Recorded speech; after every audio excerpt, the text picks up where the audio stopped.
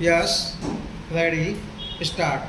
Honorable Speaker, Sir, it was our government which set up a separate department for fisheries, realizing the importance of assisting fishermen. This has resulted in doubling of both inland and aquaculture production.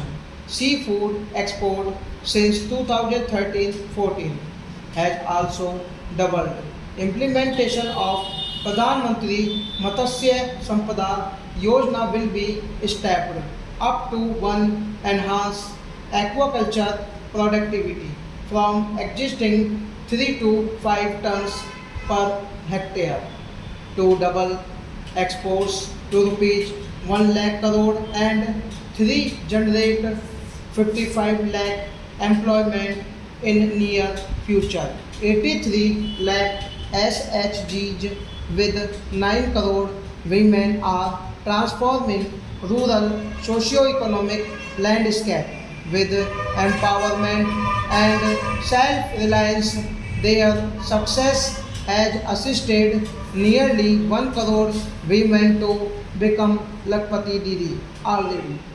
They are an inspiration to others. Their achievements will be recognized through honoring them, bowed by the success. It has been decided to enhance the target for Lakpati Didi from 2 crore to 3 crore. New age technologies and data are changing the lives of people and businesses. They are also enabling new economic opportunities and facilitating provision of high quality services at affordable prices for all, including those at bottom of the pyramid. Opportunities for India at the global level are expanding. India is showing solutions through innovation and entrepreneurship of its people. Prime Minister Shastri gave the slogan of Jai Jawan, Jai Kisan. Prime Minister Vajpayee made that Jai Jawan, Jai Kisan, Jai Vigyan. Prime Minister Modi has furthered that to Jai Jawan, Jai Kisan, Jai Vigyan and Jai Anusandhan, as innovation is the foundation of development. For our tech-savvy youth, this will be a golden era. A corpus of rupees 1 lakh crore will be established with 50-year interest-free loan. The corpus will provide long-term financing or refinancing with long tenors and low or nil interest rates. This will encourage the private sector to scale up research and innovation significantly in sunrise domains. We need to have programs that combine the powers of our youth and technology. The new scheme will be launched for strengthening deep interest technology for defense purposes and expediting Atmanirbharta, building on the massive tripling of the capital expenditure outlay in the past 4 years, resulting in huge multiplier impact on economic growth and employment creation.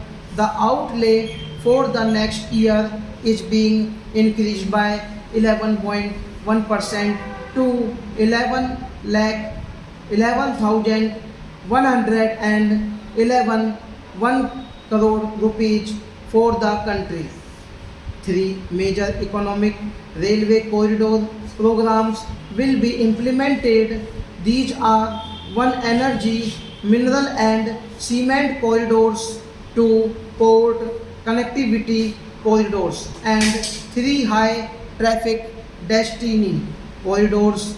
The projects have been identified under the PM Gati Shakti for enabling multimodal connectivity. They will improve logistics efficiency and reduce cost. The resultant decongestion of the high traffic corridors will also help in improving operations of passenger trains, resulting in safety and higher level speed for passengers together. With dedicated freight corridors, these three economic corridor programs will accelerate our GDP growth and reduce logistic costs. 40,000 normal rail bogies will be converted to the Vande Bharat standards to enhance safety, convenience and comfort of passengers. The aviation sector has been galvanized in the past 10 years. Number of airports have doubled to 149.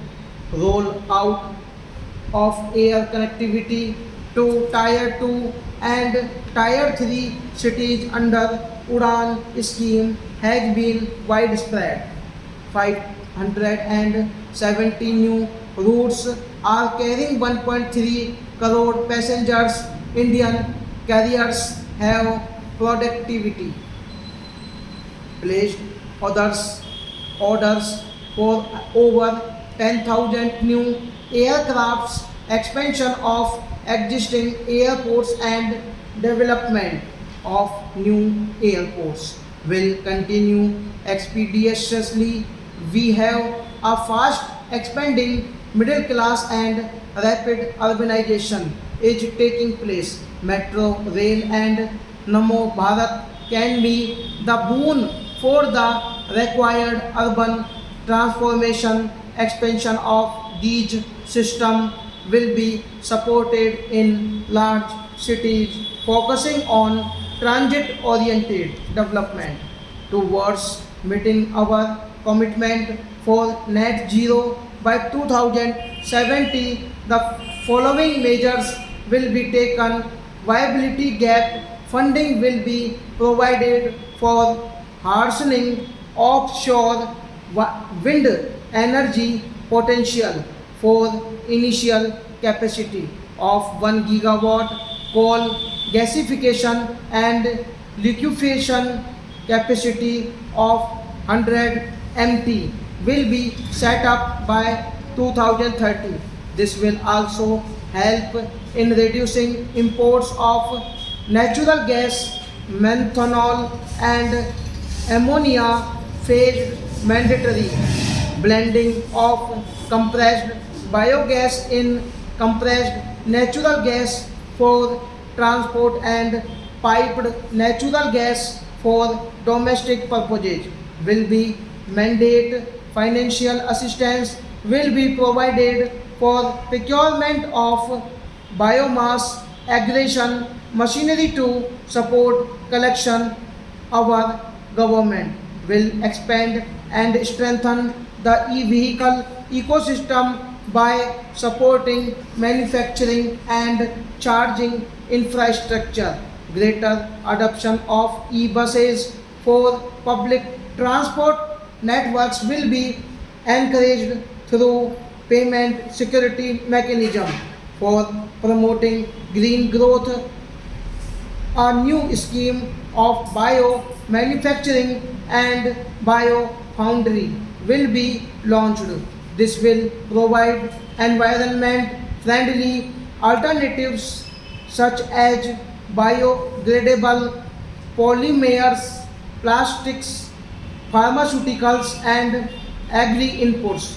This scheme will also help in transforming today's consumptive manufacturing change to the one based on regenerative principles. For promoting climate change activities for Blue Economy 2.0, a scheme for its restoration stop.